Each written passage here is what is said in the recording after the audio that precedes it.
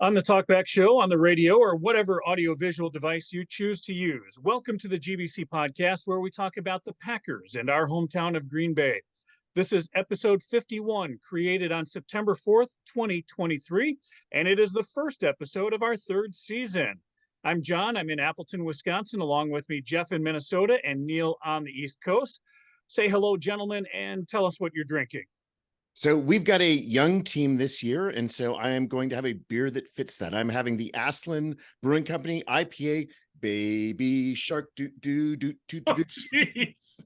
And as a follow-up, what I'm drinking today, as a follow-up from last week's episode, and being that I was back in Green Bay this weekend, I was up in Door County and went to the Hatch Distilling Company and picked up their fellowship bourbon in beautiful Egg Harbor, Wisconsin.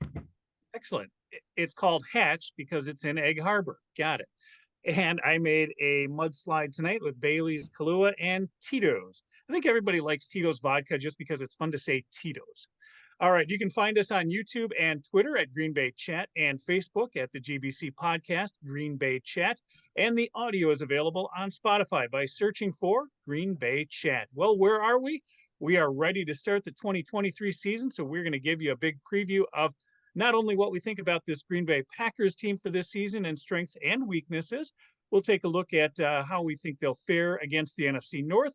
We'll look at our week-by-week breakdown of the Packers schedule and the entire NFL. We'll even go out on a limb and give you playoff teams and playoff scenarios. And, oh, don't forget, it's Bears week. We've got the Chicago Bears coming up on Sunday in Chicago. We will talk about that week one matchup along with a history lesson on season opening games, but lots of stuff to talk about, you guys. Let's hit right into it. Neil, I know you are ready to go for this season. You even said it is a fun, young team. The athleticism, the speed is what was intentional. The youth was unintentional, but it's what we get, and it could be a strength. It could be a weakness. What do you like about this team, Neil? Let's start right out with our offense and what is going to be the core of our offense this year. We've got Aaron Jones and A.J. Dillon, Quadzilla. We've got that running back tandem that Matt LaFleur has wanted to be able to use as a starting point for the offense. Maybe has not been able to do it entirely with Aaron Rodgers as quarterback, but now he's got the excuse that, yes, he can do that running first offense if he so desires. We've got Aaron Jones, who's been at the top of his game, Quadzilla, who is in a contract year. Those are players who should be playing at their very best. They're playing behind a line that is good, a line that is experienced, a line that is deep. And so we should be expecting a lot out of our running game as far as helping Jordan Love become a good quarterback in his first year. Thank you, Jeff, for bringing up Jordan Love. That's got to be the starting point for any discussion from the offensive perspective, is that we expect our running back tandem to be dominant this year, not just to be good, but to be a dominant running back tandem in the NFL, much like last year. Philadelphia was able to use their running game to push a run all the way to the Super Bowl. We've got a pair of running back that should also set us up well for having a good season for something that potentially could be a very good season. Beyond that, going to the defensive side, our front five is really spectacular with Preston Smith, Wyatt, Slayton, Clark, and Rashawn Gary coming back after not being around last year. And they're backed up by some really great young studs with Wooden and Egbare, Lucas Van Ness, and Carl Brooks. So I'm really excited about our front five on defense. I'm really excited about our running backs. And then we've got youth that is going to improve. And I think that this is also one of the themes of this season, is not just that it's a young team, but it's a team that is going to get better because they had experience last year for many of them. Seeing them make that next step is going to be a major part of it. Watson, Dobbs, Reed. Obviously, we're expecting big years out of all three of those players. And the excitement of watching their growth is going to be one of the really exciting elements of this year. It all starts up front, and you mentioned that there, Neil. Those front five on both sides of the line is really what is going to take this team. It's nice to have skill players. It's nice to watch the finesse and the precision. But if you don't have the blocking up front on the offensive side, And on the defensive side, you've got to have that push, and it makes the guys on the rest of the field look good. And I think that is going to be a big strength of this team. I'm concerned about how the center position is going to work out, but I think it'll make its way through the season. But Green Bay definitely with strength up front, and I think you're absolutely right about this running game. It is going to be, and I think we've been saying this for 30 years, let's commit to the running game. And it'll be nice to finally actually see a coach who wants to commit to the running game because he's got the running backs, and he has to build confidence in his young quarterback in Jordan Love. A new era. We've seen the Love era kind of begin, but this is, I think, truly the beginning of the Jordan Love era. This is it. He is the season opener starter, and it is the third time in 30 some years that we're getting a new quarterback. And boy, wouldn't it be great to get a good 10 years out of him and have a great team and say, we just are going to defy the odds here on how we do quarterback play in Green Bay. And I think that's possible. Certainly looking at that. Jeff, you're excited for Jordan Love. You even went and bought the jersey. I did. Yes, that was a productive trip to Green Bay. Went to the Packer Pro Shop. Not only got the jersey, but of course, I did pick up the Bible as well. New media guy. I saw a factoid on ESPN. Since 1950, the most TD passes by a QB in their fourth career season after starting one or fewer games in their first 3 seasons is 28. Aaron Rodgers. That works. So, can lightning strike a third time? That's what I'm hoping for. But again, I totally agree with you, Neil, on the offensive line. The preseason set up really well. Like I said, 1 sack in 3 preseason games. I mean, that's pretty incredible. The running game, I think, is, use the run to open up the pass. Defensive line is also a great strength. That's what's going to anchor the team. And hopefully with some of the second year players, that taste of losing, hopefully they're going to be like, yeah, we're not going to do that again. They're going to be hungry, and they're going to tell the rookies, like, you don't want to lose. This, winning is great. This is what it feels like. And hopefully they can really, really charge the team. And again, yeah, the youth is great. The speed is great. And I think on the defensive side, I think Kenny Clark is really going to anchor that defense. Literally. He's going to put an anchor in the ground, and he's going to make sure that nobody moves past them. And with the help up on the line, there's some excellent speed on the outside rushers, but that is going to help the defensive backfield. I think we'll talk about weaknesses. I think safety is a weak spot, but our cornerbacks are strong. And we have Jair Alexander, who is one of the best in the league. And when everything starts up front, when you're putting pressure on the quarterback, when you're forcing plays to happen, we're going to see the cornerback play really step up. Rasul Douglas maybe regressed a little bit last year. I think he's ready to jump up. Keyshawn Nixon showed that he's ready to be an every down player as well. We're really looking forward to Eric Stokes coming back in there as well. And we got a great young rookie in Valentine coming in and ready to play. So the defensive backfield is going to benefit from that strength, that power, and that speed up front that's going to force opposing offenses to do a lot of things they don't want to do. All right. So the other strength that we have is what we have been talking about now for weeks, and that we've got the youngest team in the NFL by a fair margin. And so that youth is something that is obviously there's a contributor to that as far as speed. There's also a contribution from that youth as far as just having that greater durability. The youth is a strength because that's an advantage. We're going to have other teams. You have short weeks or anything like that. A younger team is going to be an advantage in that area. Of course, youth has growing pains, and the youth is also one of the biggest question marks of the season. When you look at what are the variables that are going to determine whether this is a great season, a good season, an okay season, or a poor season, that youth is going to play very centrally in how good this season ends up being. And we just don't know. I think that's the biggest thing. You don't know what that youth is going to do. There are going to be mistakes. There are going to be problems with inconsistencies that are going to occur because of youth, especially thinking about the offense and now the youth of Jordan Love. There is certainly going to be some inconsistency in the offense. And we saw some of that in the preseason, that plays aren't always going to click. Sometimes it's going to work out. Sometimes you're going to have drive stop just because they don't have all of their elements that are working together at the same time. And so that is going to be one element that is certainly a question mark. Going back to Jeff talking about Carrington Valentine, the question is what Carrington Valentine will show up on any given play. And we're going to do well if the great Carrington Valentine shows up a lot, and the questionable plays Carrington Valentine is a lot less frequent. But I think that we are going to have growing pains with all of those young players, and we just may have to make sure that we have the patience through those growing pains for these players, because we can certainly see the potential in these youth players, but we need to see it play out. I agree with you, Neil. I'm going back to coaching on this as well, right? How well is Matt LaFleur and the coaching staff able to get these newbies, these rookies, these rather inexperienced players to play as a team, to get everybody on the same page? And it's a fascinating experiment, right? I mean, it's a young team, but it's a talented team. It's a good team.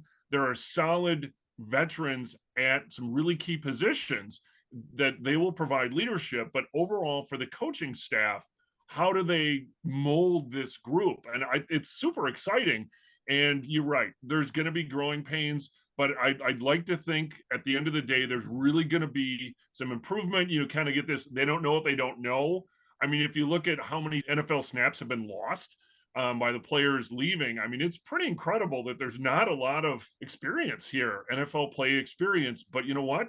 They've got football experience, and hopefully that their instincts and their talent will be great and will help the team. Jeff, you alluded to it in your statistic, and that harkens to the 2008 season of Aaron Rodgers. And I think that we saw the growing pains there, and I think that we're going to see the same thing here. I think the strength, as mentioned in that offensive line in that running game, is going to allow the youth of the quarterback and the receivers and the tight ends that time to work that precision. Is every play going to be perfect this season? No. But we're going to have a running game, a strong running game to rely on to allow that growth to happen. So, yeah, is there some question marks on that offensive side because of that? The precision is going to take time for it to happen, yes. But I think we are in a good spot with the other strengths on the offense to allow that precision to come around this season. One other concern with youth, of course, is that youth is inherently more emotional. It's going to be a lot more passionate as far as things working and things not working. And, we saw some of that with Quay Walker last year, for example. And the one thing that you worry about as far as the overall schedule is concerned is, well, we've got a couple of really tough stretches. And when the team's doing really well, team's going to be really excited, but you go through a stretch where you lose a couple games in a row. That's where that coaching leadership is going to really come into play. Another question mark, and we like to pick on them, the ass hats, right? I mean, the kicking game. We've got a rookie kicker, right? Two of them. Yeah, well, Hunter as well. Hunter and it's our favorite ass hats. I'm sure we'll be screaming and yelling on more than one occasion. Huge question mark there as well. Again, growing pains probably, but hopefully those growing pains, at least in the kicking game, are not going to cost us a win. But it's not just the kicking portion, right? There's punt coverage, there's kickoff coverage, and all of those plays. We saw a ton of penalties on special teams in the preseason. Yeah. And you've got younger players, they don't know their assignments, they don't know their job as well. That is when you're going to be more likely to get those errors that cost you. So you have to redo a punt, go 5 yards back, go 10 yards back. And all of a sudden, instead of stopping them inside the 20, they return it out to the 40, 45 yard line or worse. Those growing pains and the youth is not just going to affect the actual special team specialist, but everyone who's playing on those special teams. Yeah, and God forbid there's a holding penalty or something. If there's a kickoff return or something like that actually wipes out points. So stay tuned. That one's going to be. I think we're gonna see some penalties and we're gonna see some issues, but hopefully again they'll get that cleaned up. And if we can have a couple returns for touchdowns, I mean, the second half of last season, oh my goodness, what a turnaround for this unit, and hopefully continued success there as well. Right. I mean, we did talk about general manager Rich Bisaccia and all of his signings over the offseason. And that's the hope, is that they were essentially working through a lot of those growing pains in the preseason. Yeah, I trust Bisaccia here to straighten out the special teams. Like you said, Jeff, what we saw in the second half of last season, I think that keeping a couple of key players in there, certainly in Dallin Levitt still staying on the team, and just that carryover, I think, on that side of the ball and getting the assignments better understood. I think that we're going to see better success or faster success on that special teams. But you're right. The one thing you can't control is that accuracy. If we're worried about a field goal or an extra point, I think that could linger all season. But again, with a young kicker, it does take time to get that straightened out as well. Yeah, I'm actually more concerned about the extra points. I mean, as we talked about, he's got a really strong leg. It's just that, is he going to be able to get those extra points? Because that can really swing things. Jeff, the solution there is we're just going to go for two. All right, we will make it happen on the extra point. Neil, you have some more on the defense. We've talked about our secondary.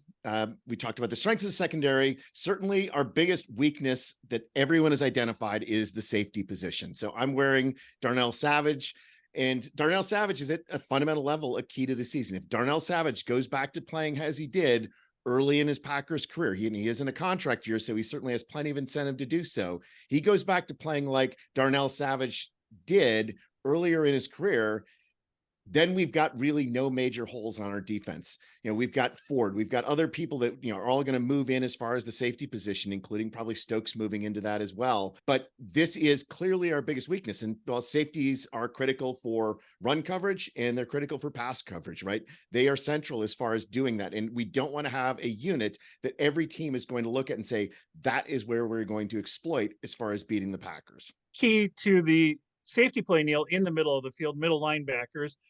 We've got Devondre Campbell returning. You mentioned Quay Walker. We need to see some growth from him. What else do you like about the middle of the field there? Well, so Quay Walker grows and shows some of the big play ability that he had last year, some of that speed that he had last year, and does it consistently without stupid penalties, without missing assignments, without missing tackles. That could be a real strength. Devondre Campbell plays like he has the last couple of years. That could be a strength of the defense as well. But Devondre Campbell is 30 years old, and I don't think we have adequate backup for Devondre Campbell. What if Quay Walker regresses in his second year or just stays at the same level in his second year? That middle of the defense is also a question mark. And again, I'm calling it a question mark, not a weakness, because it absolutely could be a strength of the team. We just don't know what is going to happen with those middle linebackers. And we're hoping they stay at the same level or improve, but you could easily see it moving in the other direction as well. And that's going to be one of the stories of the season. Well, I think from a maturity standpoint, Quay Walker, at least he seemed truly, after those really dumb penalties and getting thrown out of 2 games. I mean, I don't think that's going to happen again. I'd really like to think that was an anomaly, and he's going to grow from that, and he's going to instead use that passion into his game and not do stupid things on the sidelines. Okay, so that moves us on to concerns. What are the potential events that could happen this year that could change the trajectory of the season one direction or the other? And I think the most obvious one is Jordan Love and an injury to Jordan Love. Even though he's a new quarterback, and we haven't even talked about, all of our excitement for all the things that Jordan Love can do. We've talked about that the last couple episodes, but a Jordan Love injury is going to set this team back substantially. He is showing signs of somebody who has learned a lot during his 3 years under Aaron Rodgers. And without that level of experience, we're going to suffer as far as the team is concerned. Sean Clifford looked great for spurts in the preseason, but that was always against second or third defenses. He looks like a quarterback that's going to be a lot of fun on a 5-12 team. And I hope we don't see him play this year for any extended period of time, because I don't want a fun quarterback on a 5-12 team. I want a good quarterback, a maturing quarterback, somebody who is establishing himself as a quarterback in the league. So Jordan Love injury to me is concern number one for this season.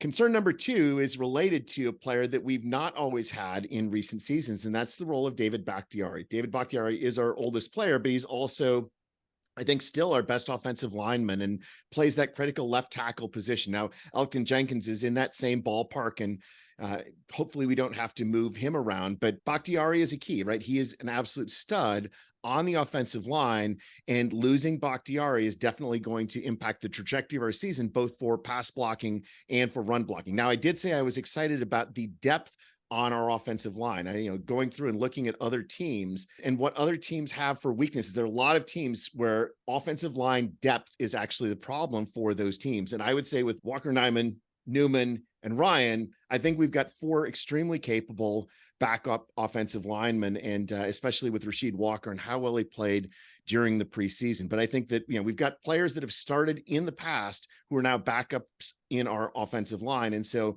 we're better positioned than most teams to have a couple games or more lost because of injury. But I would still say that we don't want to lose David Bakhtiari for an extended period, because that will impact our year. So with that said, we know what we're looking at our team, but let's take a look at our direct competition, the NFC North in general. And if we're going to break it down, I'm going to just simply say strength, Detroit Lions, weakness, Chicago Bears, question mark, Minnesota Vikings. And Jeff, you're close to that question mark, Minnesota Vikings. What do you see on that team this year? Hope springs eternal always for the Minnesota Vikings fan. As we talked about last episode, they were once again 0 for in the preseason, continuing a trend, but there's no way this team is going to do what they did last year. They were a team of destiny last year. They really were. They won all the close games. They completed that historic comeback against Indianapolis when, just that was crazy. That was like, you can't believe like this is the team of destiny until they weren't, right? Until like it all came crashing down. And that's not going to that can't happen this year. Just statistically, there's no way that this Minnesota Vikings team is going to have that many wins. There were too many things that like improbable, weird, goofy things that happened. So what does that mean? They've got weaknesses. As we talked about, strengths of the offensive and defensive lines for the Packers, that's not the case with the Vikings. Now you've got, Kirk Cousins, quarterback, solid middle of the pack quarterback. They've got their all-pro Justin Jefferson and a great receiving core, but Dalvin Cook is gone. So now you've got question marks at the running back position. So is this a pass, first team and pass only team? Well, Justin Jefferson's really good, but you know what? If Kirk Cousins is on his back a lot of the time, or if he gets hurt, because he was one of the most hit quarterbacks in the league last year. He took a ton of abuse back there. And so that's probably going to continue.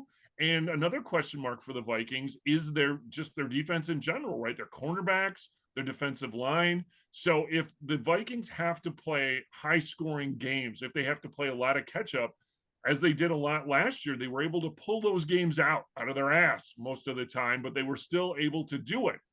I don't see that happening at all this year. They're going to be maybe, an 8-9 team, 9-8 team, somewhere in that. Going into the numerical details of what you were just referring to, Minnesota was 13-4 last year with a -3 point differential. -3. That was actually third place in the division. The Packers were -1. So the Packers were second for point differential.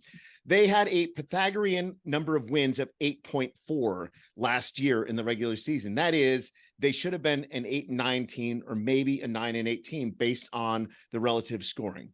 They were 9-0 in games decided by 7 points or fewer in the regular season. 0-1 in the postseason, obviously against the Giants. And I always like Bill Barnwell's column on teams that are most likely to regress, those that are most likely to improve. And it all comes down to, are they doing things that are sustainable or unsustainable? And records in one-score games, 7 points or fewer, is one of the most unsustainable things. Teams don't do that every year where they are better than average in one-score games. That 9-0 is exactly what is going to go to a 5-4, 4-5, most likely in the upcoming season. But the other thing about that Minnesota team is that so much of it was what they did in the fourth quarter. And so in quarters 1 through 3, their offensive efficiency was at the same level as the Rams or the Broncos last year.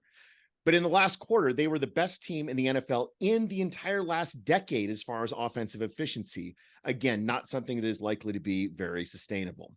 Now, they did get rid of a lot of older players, so they are going to be younger. I actually think that getting rid of Dalvin Cook was probably a reasonable move for them. And some of the other older players in the secondary was also a reasonable move to get rid of ineffective older players. But it's not like they brought anyone in the process. And so they're going to have younger players that are going to be trying to replicate what the older players were doing. And whether or not they have success in that realm is an entirely open question. Neil, you're right. Statistically, there's no way they're going to follow up. Now, their draft, so they've got a stud wide receiver, obviously, in Justin Jefferson. So what do? They go out and they draft another receiver in the first round. Maybe he's good, maybe he's not, but Justin Jefferson is the alpha. He is your stud receiver for fantasy, for everything else. So how does that rookie wide receiver fit into this with Justin Jefferson? I mean, maybe Justin says, oh, sure, you can have 20% of the reps. Or no, that's not going to happen. I mean, Justin Jefferson, he wants the ball. He's going to get the damn ball. He should get the ball. He's the face of the franchise around here. You don't see Kirk Cousins. You see Justin Jefferson. He is the face of the franchise. So drafting a wide receiver in the first round, kind of a head scratcher. And I don't think he's going to a lot of success just because, one, he's a rookie, and two, Justin Jefferson wants the damn ball. On the other hand, they got rid of Adam Thielen, and that was certainly a good thing because he was a decrepit pile of bones at this point. So going to a younger receiver that might take a little bit of pressure off of Jefferson, I actually see that as one of the potential positives for Minnesota's season. But as you'll find out later, I do not have a lot of potential positives in their season. And then Mr. Hawkinson set the record for the highest tight end. So Mr. Hawkinson is not Mr. Kelsey. I'm sorry. I mean, he has lots of potential. He's played well. We'll see what happens, but that's one where you've got two very solid receivers, tight end, wide receiver. So Kirk's got to get the ball to somebody. His preference is going to be to those two guys first. And taking a look at the draft as well, the Detroit Lions, we knew they were going to have a lot of draft capital. Neil, they picked up a few more guys who want to eat some kneecaps, I think, as the saying goes, right? What are they doing in Detroit? Well, I think what they didn't do in Detroit is perhaps more interesting. You look at where their strengths and weaknesses were. You look at the positions where players are going to make the biggest difference. And you look at the positions that are certainly less valued, positions where you can easily pick up somebody in free agency. They had plenty of free agency money. So you'd think, well, free agency, you can pick up a cheap running back. You could pick up a cheap linebacker. What did the Lions do? 12th pick in the draft. They picked a running back. 18th pick in the draft. They picked a middle linebacker. So there's certainly a lot of head scratching around Detroit's strategy as far as this year's draft is concerned. These are the Lions, though, Neil. I mean, come on. For decades, they've been snatching defeat from the jaws of victory. Are these the same old Lions? Are these is this a winning team? Boy, I'm still not. I don't see it. I think they're going to be sort of in the middle of the pack again. I think their offense is fantastic, right? I mean, they're going to light everybody up, but then the defense, well, like you said, who do they draft? How do they add capital? How do they add, really, really important, impactful players? Well, they really didn't, did they? Right. And then you look at their first round pick from last year, Jamison Williams. He's suspended for the first 6 games of the year because of gambling, because, I'll gamble on team facilities. What difference does it make? So I like the Lions being the Lions. It's going to be very comforting to see them revert. They're going to be great in some instances, but again, are they going to sustain this? Are they going to be able to sustain it? And so, as we get to our picks here, we'll see if we've got maybe a Detroit surprise here. Were they really that great last year? They started out terrible and they came back, and everyone has there's recency bias as far as how teams are doing. They were really good at the end of the regular season last year, other than their stinker in Carolina, but they still were only a 9-8 team last year. We talked about the Packers and the Vikings as far as their point differential. The Lions were only plus 26 for point differential. It's not like they were destroying everyone in the league this year. And, yes, they were better than the Bears at negative 137. So they got that going for them. But by the same token, they had major weaknesses on the defensive side, and they had opportunities via free agency or the draft to try to help fill in those weaknesses, to make those weaknesses less of a problem for their team. And they didn't do anywhere near as much as you might have thought they were going to do, or at least if you're a Lions fan, what you would have hoped that they would have done. As a Packers fan, I'm ecstatic with what the Lions did in the offseason. This is just great. They have weaknesses and they have strengths, but their strengths even sort of have a element that appears to be an emperor's new clothes, in that they were 4th in total yards in offense in the NFL last year. 4th. That's really good. That points to, this sort of moving the ball back and forth. But you look at Jared Goff, only 29 touchdowns, and 23 of those were at home. Goff, by Pro Football Focus rankings, was only the 16th best quarterback in the NFL last year. That puts him slightly ahead of where Rodgers was. So, were they really that truly dominant in offense? I don't know that I see that from the statistics, other than, yes, they scored a lot of points. Yes, they had a lot of yards, but did they have that play that was at a different level? And fundamentally, Goff, is he going to continue to play at a level that is going to match the expectations that Lions fans have? And then going on to the other side of the ball, the Lions were 32nd in yards in the NFL in defense last year. 32nd. Yes, they made some improvements, but 32nd is really bad. And I don't see how you go from that to a team that is going to be competitive in the FC as far as not just making the playoffs, but actually making some noise in the playoffs. And you can easily see where regression is going to come into play with these Detroit Lions. No, agreed, because a lot of their games just turned into track meets, right? It was like who had the ball last was going to win, because their defense couldn't hold anybody. Yes, their offense was talented, but like you said, Jared Goff was a pretty normal quarterback, middle of the pack kind of guy. It's just they were able to score sort of at will at some points in the game. I'd be curious, obviously the Vikings were so dominant in the fourth quarter. I'm guessing that the Lions had some dominant quarters as well, but then their defense just completely let them down. And so that's why they were, ultimately a middle of the pack team. And, there's a lot of parallels between what the Lions did and what the Vikings did last year. So I said the Lions were 4th in yards. The Vikings were 7th in yards. They're basically the same. Lions were 32nd in defense in yards allowed. The Vikings were 31st. These were the two worst defenses in the NFL by yards allowed. And by the way, the Bears were 29th in yards allowed. So we have 3 of the worst defenses in the NFL for those other 3 teams in the NFC North. And the only difference between the Lions, Vikings, and Bears, is that the Bears were also bad at offense, being 28th in yards on offense and 32nd in passing yards in offense. The Vikings and Lions had the ability to move the ball on offense, but all of them had bad defenses.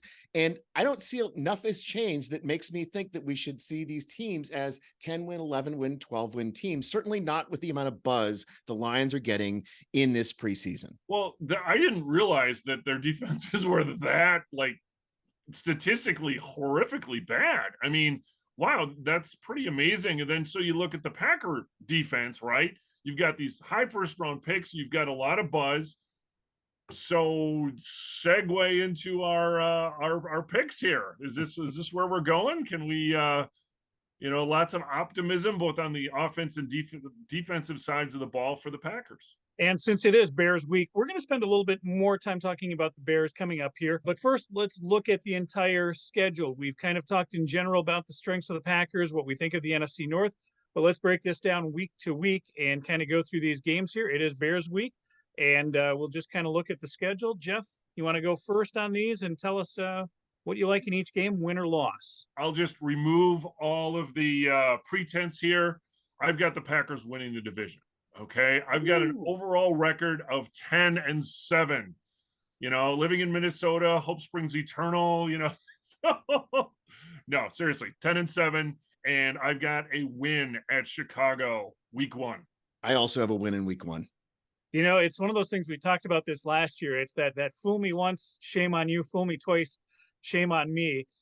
It is a different team, though. It's a different season. We're not treating week 1 like the preseason this year. The preseason was the preseason, and the Bears just stink. So yes, put me down for a Green Bay win in week 1 as well. Jeff, week 2 we stay on the road at Atlanta. So this one I struggled with, and I'm gonna blame this on Neil. So I had a win initially, and Neil was like, "Oh, they're down in Atlanta." It was loss. We've got 3 road games early on after the Bears. I see any one of them potentially being a win or a loss. But I think that a dome against a decent Atlanta team on the road early in Jordan Love is going to be a loss. All right. And so this will be our first disagreement. And yes, I do see Atlanta maybe a little bit better than last year, but I don't know that they're going to be as ready to start the season. A Jekyll and Hyde team in Atlanta. We'll see the Hyde team this week. So I'm giving Green Bay a win in week 2. Brings us to the home opener, September 24th. The New Orleans Saints come to town. Jeff, what do you like? It's got to be a home opener win, right? This team is going to be, you've got young players. It's fall at Lambeau. It's everything you absolutely want. The players are going to be jacked. It's got to be a win. It's a good Saints team, I think, but you know what? It's got to be a win for the home opener. Same. I agree with you. All of those things have to fall into place.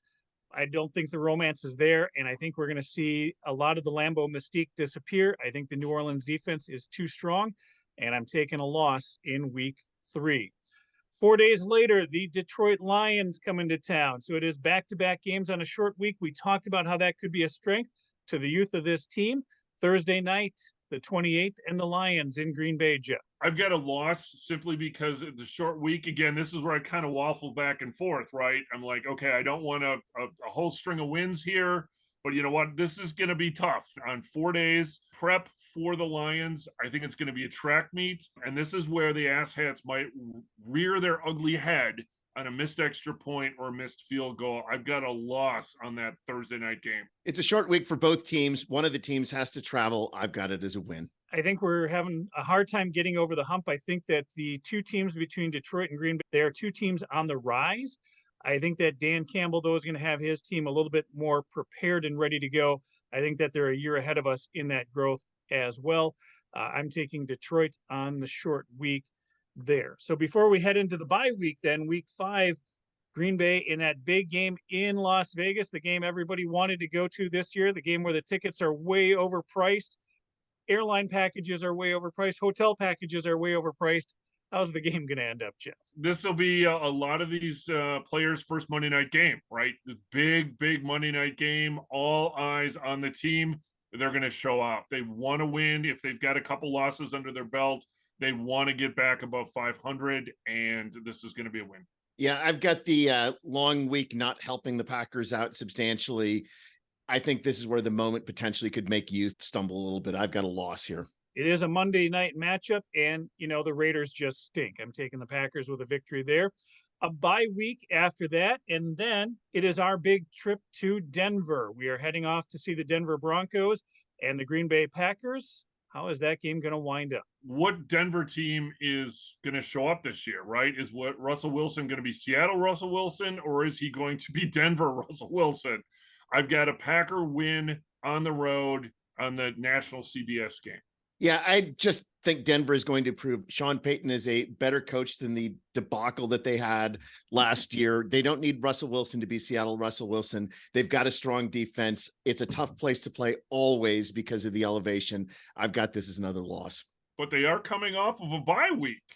So that was the one thing that made me question that pick, but I'm going to still stick with the loss here. I think as far as the AFC West goes, the Raiders and the Broncos are going to be battling for the basement. I think the Broncos stink as well, and I'm giving Green Bay the victory in the Mile High City in that one. Brings us back home. The end of October, it'll be the Halloween weekend game, and the Minnesota Vikings come here to Green Bay. What is going to happen in that matchup? I've got a win here back at home after almost a month break, either on the road or with the bye week. Again, the players are going to be excited to play. You've got a division rival. Sadly, this is a noon game. A lot of the rest of the country isn't going to see it. However, this, again, could be a Vikings team kind of on their heels a little bit, and I would really like to see the Packers pounce here and get a win. Minnesota is going to be coming off a Monday Night Football game against San Francisco the week before. So Minnesota is on a short week where they're likely going to be beat up. I think this is a Packers victory. I was thinking the same thing, Neil. I think that, Minnesota is not going to be ready for this matchup, and I like Green Bay at home in that game. Another home game right away after that, the Los Angeles Rams. And the Rams not happy to have to play in Green Bay in November or December again. November is not terrible, but the Rams sure are. Jeff, what do you like about that game? I've got another W here. So this is stringing 3 wins coming out of the bye week. Again, Los Angeles, who knows? Cooper Kupp might be on the shelf. He's got hamstring issues. He's in Minnesota, actually, right now, getting checked out. So Los Angeles, Matthew Stafford, he won his Super Bowl. The magic is gone. I think the Rams, they're going to be playing the tank. And I've got another Packer back-to-back home win. Same. A man of few words. I like it. So I'm also taking a win there. Jeff, you and I both have a 4-game winning streak going into this right now, and now they're back on the road. One of the games we looked at in going to for a road game now at Pittsburgh in November. Does the winning streak continue for you, Jeff? No. Is the Kenny Pickett legacy, is he going to settle in? Is he going to be good? You can't count out the Pittsburgh Steelers. So this is going to be a tough physical game. I've got a loss here. This could be interesting. This could come down to coaching, and Mike Tomlin is good. And it's November in Pittsburgh. It's going to be it's going to be a low scoring game, probably a tough defensive battle. And I've got a loss here.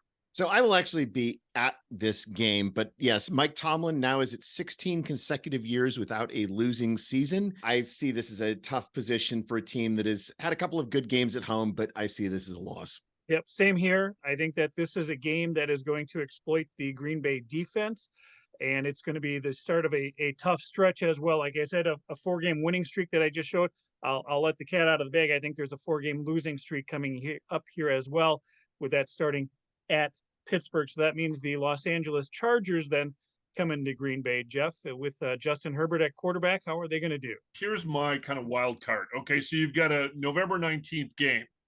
if the weather's lousy, it's going to be to the advantage of the Packers because that'll shut down Justin, and I don't think the running game is as strong as the Packers. So if it's rainy, snowy, lousy, advantage Packers. But I've got a loss here as well, so I've got a 2-game losing streak here started. I hope not. I think the weather's going to dictate who wins this game, though. I just think the Clippers are too good, right? I think they're going to be one of the 3 best teams in a really, really good AFC. And I just see this as a tough position for the Packers because this is going to be a team that's on the roll. Same here. Again, as Pittsburgh, I think is going to expose the defense. The Chargers will do the same.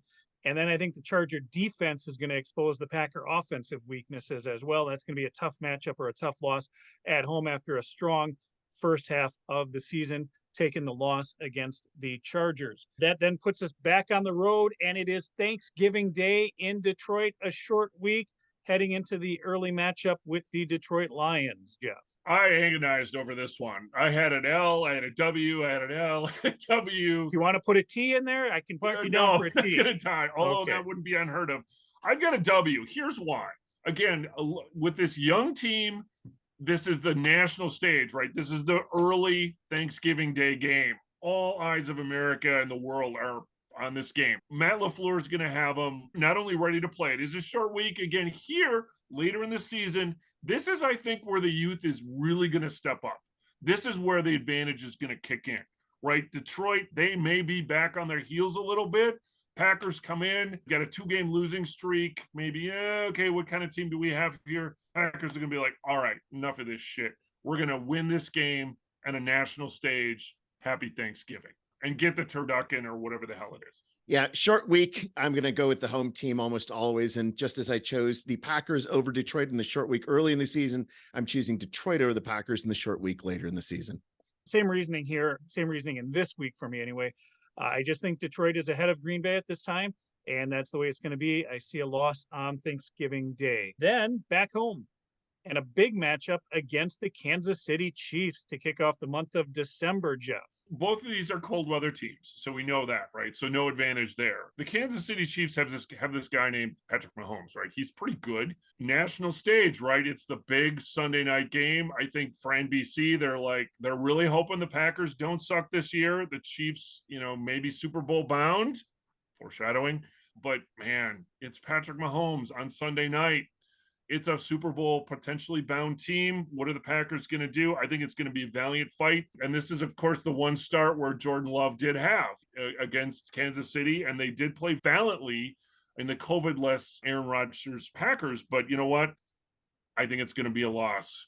Kansas City is just a much better team than we are. I don't care that it's Lambeau in December. Kansas City doesn't care about December weather like a Los Angeles does. I think Kansas City wins this game fairly easily. Yeah, and again, I think this is a season where that Lambeau mystique is going to be gone. Fans are going to be disappointed in a home December matchup here, and I'm taking the loss against Kansas City. Month of December continues. They go on the road, heading to the East Coast, the New York Giants. So we get another Monday night game, right? Second Monday night game here. I've got to win at the Giants. I think the Giants are probably going to regress a little bit, maybe a little revenge from the debacle in London last year, right? That cluster that we witnessed. So I've got to win here at the Giants on Monday night. I think the Giants are going to regress a lot. And I think the Packers on a 4-game losing streak by my prediction are going to want to punch some team in the jaw, and the Giants are going to be the victims of that. Yep, I've got a streaky season as well. It was a 4-game winning streak, a 4-game losing streak, and that ends in New York. Packers taking a win. I don't think they want the same thing that happened last year with the Giants. I think they're coming back, especially on a Monday night game, to show that this is a team that can take care of that New York team. So let's go with a win there. But then back home in December, and the Tampa Bay Buccaneers without Tom Brady and without a lot of things. What's going to happen there, Jeff? Yeah, Tampa Bay is going to be playing for the first round draft choice, I think, next in. So you've got Tampa Bay in Green Bay in December, right? I mean, so first of all, will it be the blizzard game? Who knows? I've got to win here. It's too much for. I think Tampa Bay is going to stink. This is an easy victory from my view. Yep. Same here. Agreed. Tampa is not going to be ready for this season. So that keeps us in the NFC South, but on the road at Carolina, a team with, again, some draft capital, a young quarterback, and perhaps a team on the rise here. Jeff, how is Carolina going to look? I don't know how Carolina's going to look. I had a 2-game winning streak with the Giants and the Bucks Christmas Eve. I've got a Packer loss here on the road.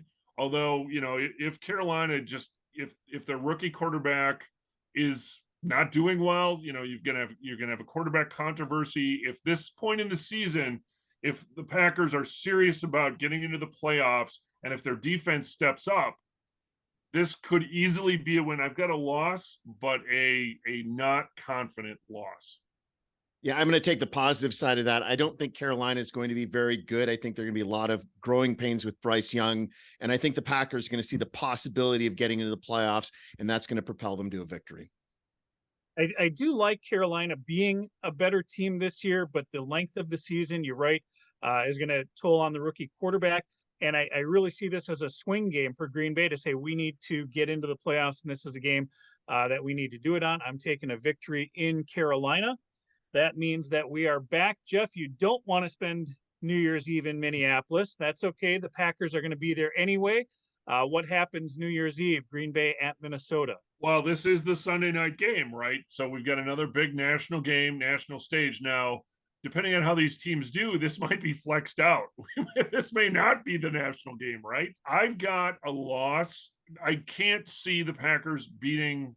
I'd like to see, but I've got a loss here. I'm torn on this one. I didn't want to be too much of a homer and have a huge win record for the Packers. I've got a loss here. But again, if the Vikings are on their heels, if they've got 4 or 5 wins, they're going to be looking for a draft choice, right? To replace Kirk Cousins, because there's a whole bunch of stud quarterbacks coming out next year. This could be an easy Packer win, but right now I've got a loss. Jordan Love has 3 games on the road in a dome this year. I chose losses for Jordan Love in all 3 of those games. It's a tough situation.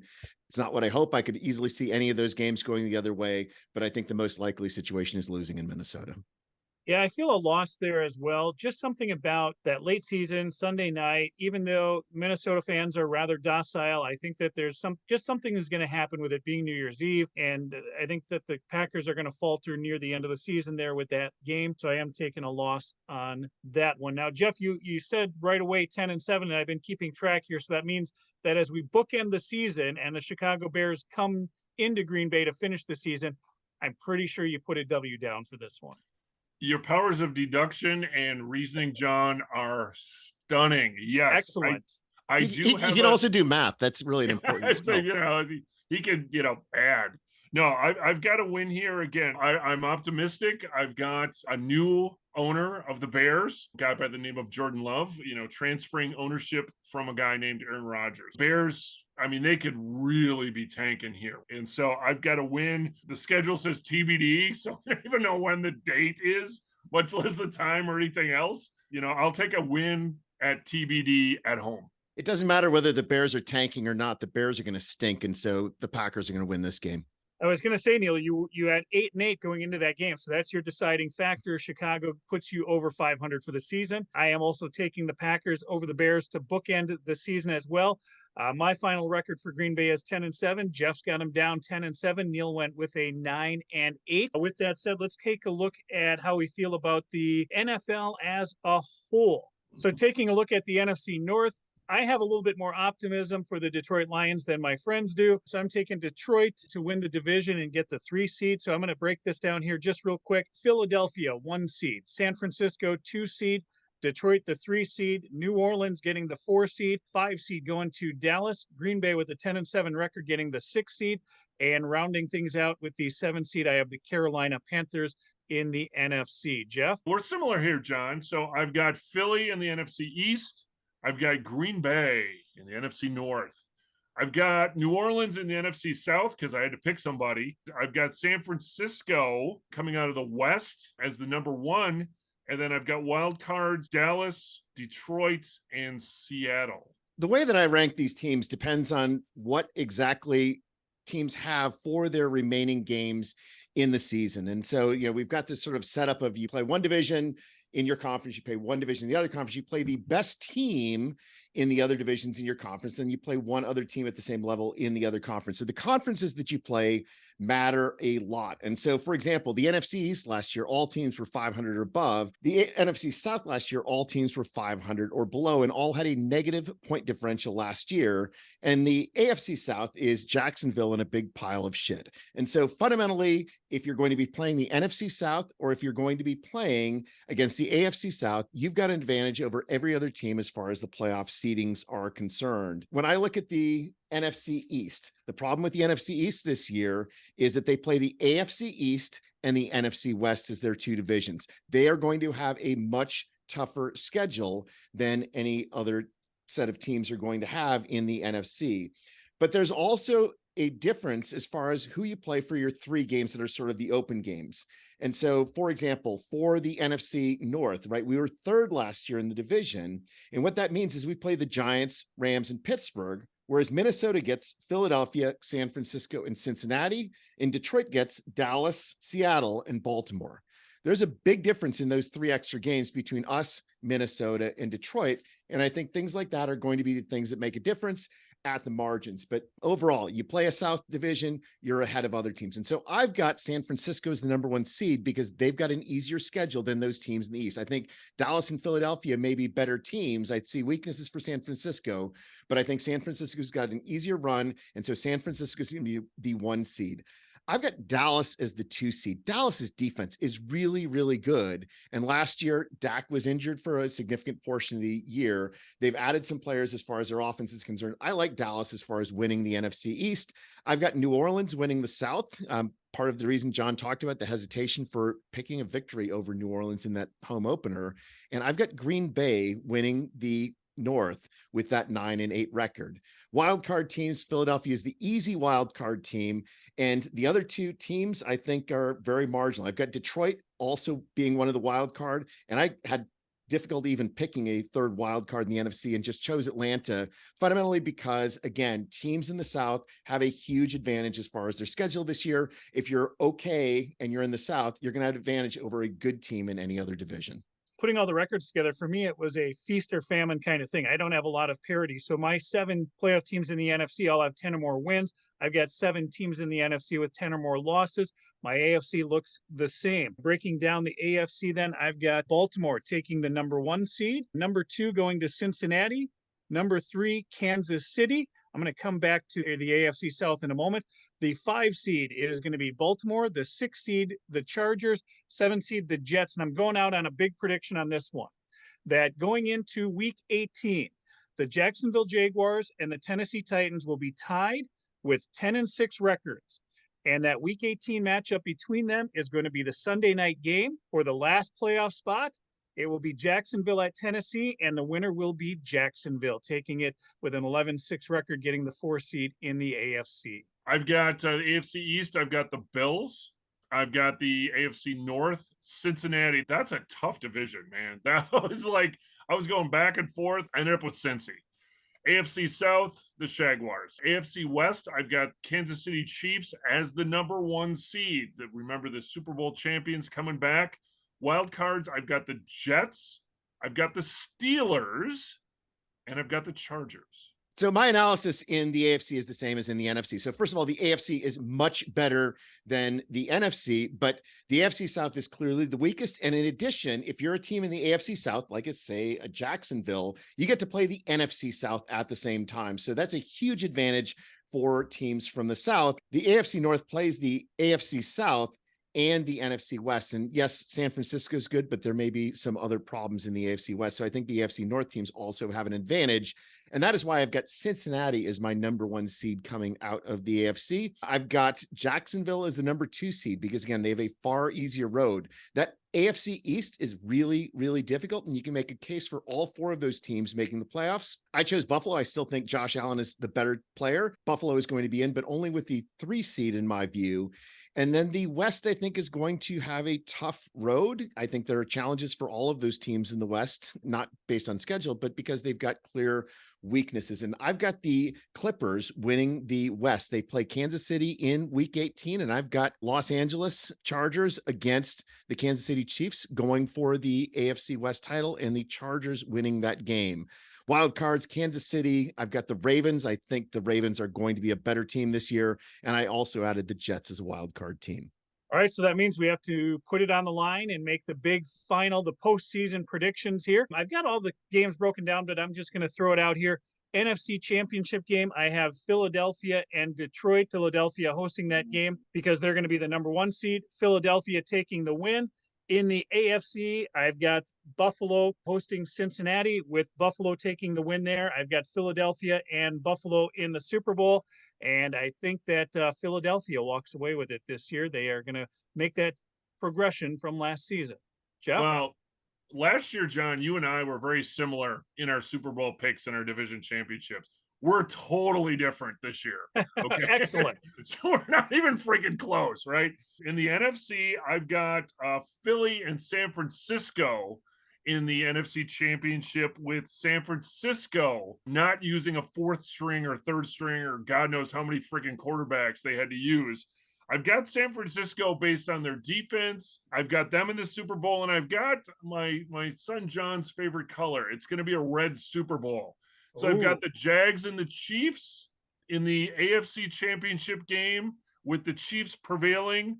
I've got KC and San Francisco in the Super Bowl, with San Francisco finally bringing home another Lombardi. All right. So the NFC, I think, only has 3 good teams. My prediction had 4 new teams in the playoffs for the NFC, and I think the playoffs are going to match that. So based on the way I had the seeds, I got Philadelphia over Green Bay, New Orleans over Detroit, and Dallas over Atlanta in the wild card round. In the divisional round, San Francisco over Philadelphia, because I think San Francisco is just better than Philadelphia when they actually have a quarterback, and then Dallas over New Orleans. So I've got an NFC Championship game of Dallas versus San Francisco, and I think Dallas makes it back to the Super Bowl because there is so much talent on that Dallas team on offense and on defense. Their defense is absolutely loaded. Their offense is very good. This is the year that, despite Mike McCarthy, Dallas is going to make it back in the Super Bowl. And sort of talking about Mike McCarthy, you know what Mike McCarthy is really good at?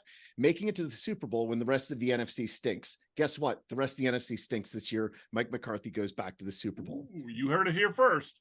All right. On the AFC side, I've got in the wild card round, Buffalo over the Ravens, Jacksonville over the Jets. Aaron Rodgers suffers to Jacksonville and Trevor Lawrence in the next wave. And then the Clippers beating Kansas City. I think that the Los Angeles Chargers are going to make a leap this year, but I also think that Kansas City has a few too many holes, both as far as their wide receiver position, as far as their defensive line is concerned. Kansas City is going to suffer from some of those losses from essentially having too many players in the Super Bowl. I've got Cincinnati over Los Angeles in one of the divisional games. I've got Buffalo over Jacksonville in the other divisional game. And so I've got a Super Bowl of Buffalo against Dallas, a rematch of Super Bowls 27 and 28. This time, the Buffalo Bills get revenge and they win the Super Bowl over Dallas. Wow. All right, pretty exciting. We've got 2 of us have Buffalo in the Super Bowl. Neil has them winning. I have them losing. So I'm taking Philadelphia this season. Jeff's got San Francisco. So interesting. A lot of NFC power potentially, at least of the good teams, as you alluded to, Neil. There's a lot of not good teams. So I do worry about the NFC teams and just not being challenged against enough other games in the NFC, right? I mean, San Francisco's schedule, Dallas's schedule, it's going to be their games against the AFC that are going to provide their big challenges other than their key matches against other teams. And I think the AFC is just going to be more battle tested, and whoever comes out of the AFC, I think is going to win the Super Bowl this year, despite strength that Philadelphia and Dallas and San Francisco have. And as we've already stated in our opinions, the Bears are going to stink this season, okay? Last year, I picked them to win 2 games. They won 3. Hey, I actually got them down for 4 wins this season, but the season opener is not going to be one of them. It is Bears week, Green Bay at Chicago, and a big announcement for us. We are the official podcast of the Lot 1 tailgate party. We'll talk more about that probably next week as well, but want to let you know that you can go to a tailgate party with the Lot 1 crew this week. It starts Sunday the 10th at noon. It'll be at the North Chase Bar and Grill. That is on County Road S in Sobieski, just northwest of Green Bay, kind of near Pulaski. There's North Chase and there's South Chase. Don't go to the wrong one. It is the North Chase Bar and Grill. Scott will be there with the Shot Ski and the Packer Bar and all the music, and we'll be watching the game. at the North Chase Bar and Grill on Sunday. With that said, it is Bears week and Green Bay going to Chicago. We already, each of us, picked a win for the week. Anything else you want to add to that victory, Neil? I think the most important thing is it actually feels like a week 1 rather than just week 4 of the preseason. It's just got a different feel than Minnesota and the Saints that, we've seen our starters play in the preseason. The starters have been drilled. We've seen the situational football. I think that is the biggest thing that's going to make a difference as far as the Bears. I do want to say, as far as the Bears are concerned, although they were 3-14 last year, Bill Barnwell did pick them as the most likely team to improve because they were 1-6 in games decided by 7 points or fewer. They had a 5.2 Pythagorean wins last year, John, not just merely the 3. And so Bill sees them as improving. And the other thing related to our team is they were the 5th youngest team in the NFL last year, and younger teams are more likely to improve. They also added DJ Moore, so they've got better receiving help for Justin Fields. Last year, they also had the 5th toughest schedule in the NFL. They will not have that this year, and they had 4 of the top 64 draft picks. So a lot of reason for optimism if you're a Chicago Bears fan. Oh, wait, no, there's not, because you had the worst defense in the NFL last year, and Dick Butkus and Mike Singletary are rolling in their graves right now. Matt Abrams and Luke Getsy, we don't even have any idea if they're any good as coaches. And fundamentally, Justin Fields, let's go right to the core of Justin Fields. He only had 2,242 passing yards all last season. He had 2 games in which he went over 200 yards passing. The NFL is still a passing league in 2023. The Bears are not going to change that. Justin Fields was the 29th rated quarterback in the NFL last year by PFF. And by passing grades, he was the 34th rated quarterback. I'll note there are only 32 quarterbacks who start in the NFL. Justin Fields was worse than all of them. 17 touchdowns, 11 interceptions, 55 sacks of Justin Fields last year, by far the highest sack rate of any quarterback. And even if you add his 1,143 rushes, he still is only at 3,400 yards as a quarterback. That is just not good enough. Their top receiver was Cole Kmet with 544 receiving yards. They had the league low of only 20 sacks last season as far as their defense is concerned. They allowed the league worst 31 rushing touchdowns last season, and they were 32nd in net passing yards per attempt, both on offense and on defense. They didn't add a lot of players. They were a bad team. They're going to remain a bad team. That is why I was so optimistic in week 1 and why we're also optimistic in week 1. Neil, I just want to make sure that we aren't breaking any news to anybody. Mike Singletary is still alive and well. He's just not coaching anymore. All right, Jeff, how do you like this week? What Neil said. I mean, oh my God. You've got a team that has given up a shit ton of passing yards, a shit ton of rushing yards, a defense that's just not good. You've got a run-first quarterback and a Packers defense that's going to be totally keying on Fields, right? I mean, he's the offense. I couldn't tell you who the running back is. I don't really care. There's been a few tweets out there about league-leading receivers in team history, and the Bears were dead freaking last, and the guy it was a black and white photo, right? I don't remember the guy's name. It doesn't matter. It was a black and white photo. It was 5,500 yards or something like that of their all-time leading receiver. So this is not a good offensive team. As we've talked about, they've got all kinds of issues. It's a great rivalry. I want to see the new owner of the Bears, Mr. Jordan Love, go in and just establish dominance, right? I mean, this is where the Packers, where Matt LaFleur, where the entire team can say, all right, we are going to assert ourselves on this team. This is a great team to start out with, even though it's on the road. Bears fans, I'm sorry. What are you going to do, right? You hope for the best, expect the worst. And I think Green Bay goes in there and continues the streak of wins against a somewhat inferior Chicago team. Sure. And just like, Curly Lambeau and George Halas were great friends. And I think that we are friends with our Bear fans. Yes, and I'm sorry. Hey, we struggled with some bad teams, and it's great that shitty teams in the 70s, yes, let's face it, right? And the early in the 80s. Yeah, the overall head-to-head record is finally in our favor, and hopefully we'll stay that way for a while. So we like Green Bay with a win this week. But really, the season opener leads us to Jeff, who has some great information about historical season openers, Jeff. Yes, indeed. So I kind of broke this down. So I started doing a little research on Packer season openers. So in the Super Bowl era, The Packers are 33, 23, and 1. And they're 10-7 on the road. Packers, unfortunately, have lost the last two road openers in 2022 and 2021. Matt LaFleur has never opened the season at home. So his fifth straight road game to open the season. So I went all the way back to 1919. Packers are 59, 41, and 4 in season openers. How many times have they played the Bears in a season opener? Well, this will be the 25th meeting in a season opener. So the prior 24 season openers against the Bears, the Packers are 13, 10, and 1. And the first season opening meeting was September 27th, 1942. This is interestingly only the fifth time where the Packers are opening in Chicago, though. So most of these were early in the season in Green Bay. Almost all the coaches have a winning record on opening day. Matt LaFleur is currently 2-2. McCarthy was 9-4. What really jumped out, though, Curly Lambeau, he was 28-3 in opening games.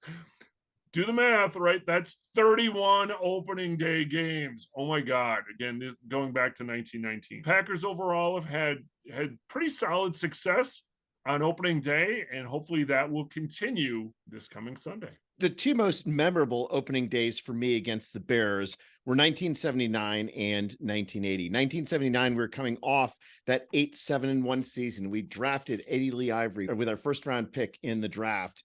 And Eddie Lee Ivory goes down with a knee injury on the AstroTurf of Soldier Field. The Packers lost 6-3 in that 1979 opener.